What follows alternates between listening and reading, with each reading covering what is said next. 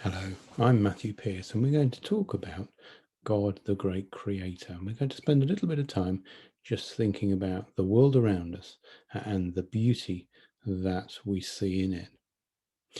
Now, there are two worldviews that we can use to explain the world around us.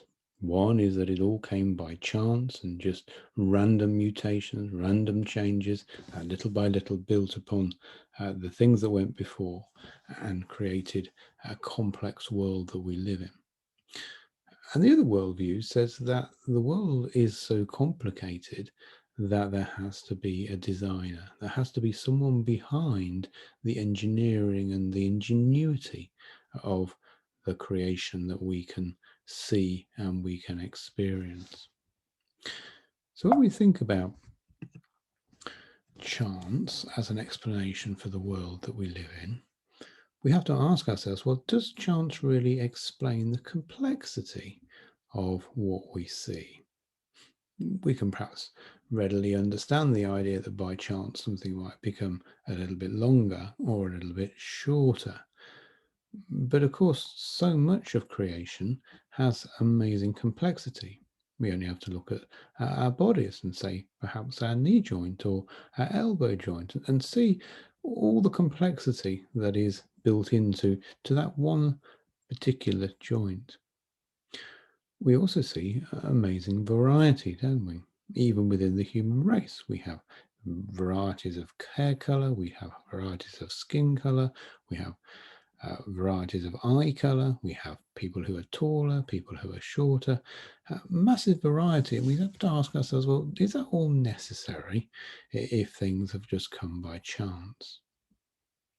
And the thing that really staggers me in the world that I see is the visual beauty that is all around us. We look and we see things that to us are beautiful. And yet, if we are in a city or in an industrial area, we don't look at that and think, oh, this is beautiful. So the created world, the natural world, has a beauty that the man-made world very often doesn't have. And we ask ourselves, well, if everything's all utilitarian, if everything's just been done by chance, why is there beauty?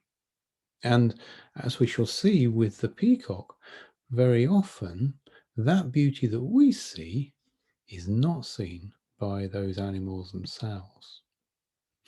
Now, we're going to think about the peacock. You probably got that clue from the picture on the start of the screen. And we're going to think about the wonderful plumage of the peacock, but we just need to think about a few terms before we look at the peacock itself. The first term that we want to think about is irreducible complexity, which is just a complicated way of saying that there are many mechanisms or there are many designs, there are a number of elements that need to be there before that thing will work.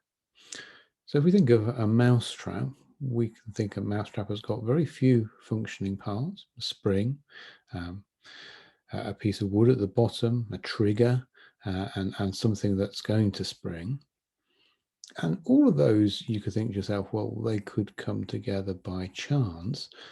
But unless they're all there at the same time and interconnected in the correct way, then the mousetrap doesn't work at all. It is useless. And take away any one of those elements, and again, it becomes useless. And so when we see the world around us, we see many, many examples of irreducible complexity. The other thing we want to think about is iridescence. Now, iridescence is to do with colour. When we think of colour, we often think of colour on a page, paint on a wall. But that's one sort of colour that our eyes see. Iridescence is quite different. Iridescence is the process that you get when you see a little bit of oil on a puddle and you see the different colours of the rainbow in that oil. It is caused by a very, very thin layer of a film of some sort that is causing refraction of light, and from it a deepened um, bold colours come from it. But they're not actually in the material itself. It's the refraction of the light that causes those colours to be perceived by our eyes. And the other thing we've got to think about is microns, because we're going to talk about the thickness of things in microns. And a micron is just a very small part of a millimetre. We think of a millimetre and we cut it into 1,000 little bits. Each one of those bits would be a micron. So we're going to measure very small thicknesses in a moment. So let's think of the peacock. What a wonderful creature it is. And we see these startling eyes that the peacock has on its tail feathers. And we see within each of those tail feathers a great complexity. We see the eye, but that eye of the iridescent blue is actually made up of a number of barbs or feather ends. We can see them in that picture on the bottom right. And if you look very closely, you'll see that each of those barbs possesses different colours. So as it starts off, it's one colour, and then as it goes a little bit higher, it changes into another colour. And that's an amazingly complicated way of creating the eye that we see when we look at the peacock. So this shape of the eye is very complicated. We can see that there are a number of curves or ellipses that make up the basic shape of the eye. And we can see that we've got all of those barbs that make up the shape. So the whole picture is made up of many different elements, each, as it were, printed, although it's not printed, on the individual barbs of the feather. And each barb has to be angled precisely, otherwise you'll lose the effect, and it has to change colour along the length of the barb. And that colour change is not, as I've said, just to do with a pigment. It is to do with the thickness of the iridescent layer.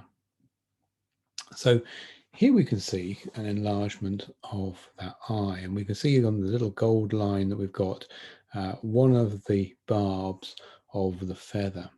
And you can see enlarged at the bottom here the structure of it and how it changes from bronze down at this bit and then through there into the blue and then back to the bronze. And you can see here it's giving us a different thickness. So the film thickness here has to be different to the film thickness here. And if we took each one of these barbs and we cut it and made a cross section, this is what we would find. Something that's 60 microns, so 60 thousandths of a millimeter long, and only 5 microns, only 5 thousandths of a millimeter thick. And this is made up of a foam core and then keratin that is on the top. And it's this keratin layer that causes the refraction.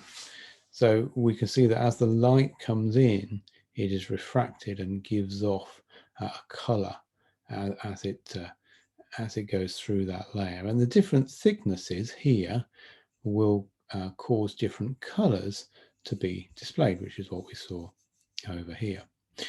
And this is an amazing statistics. And in order to produce the particular colour, the keratin thickness must be accurate to within 0.05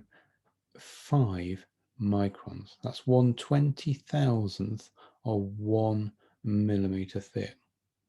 So the DNA for this particular strand of barb, or this particular barb in the feather, has to hold the information that tells the barb to be this thickness of keratin here, then this thickness of keratin for here, and then this thickness of keratin here. And not only does it have to tell it that, but it also has to tell it how to make this barb with this amazingly thin keratin layer on it. And this, we're told, it all comes by chance.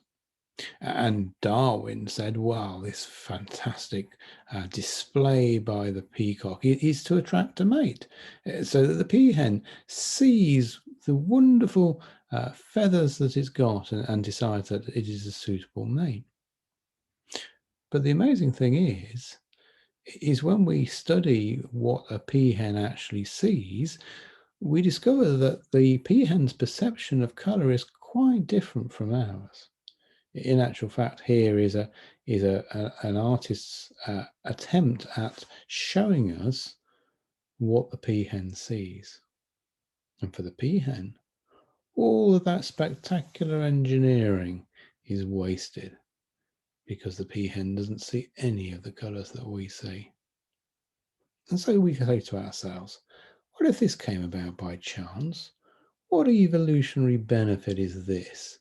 Why put all that effort into creating those iridescent colours when the peacock that supposedly had this happen to it can't see it, and the peahen whose mate it's trying to attract can't see it either? And in fact, the only people that can see it is mankind.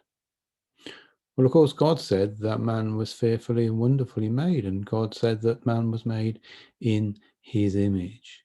And so it makes sense that the great creator would create these things for his pleasure and our pleasure.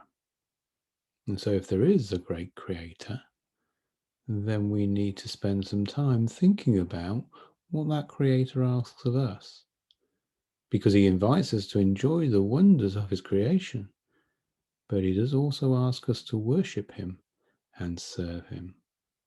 And the only place we can find out about God and his message of salvation and his message to you and I is in the Bible. So I urge you to look at your Bible and to read your Bible and discover what God says about his creation and you and I.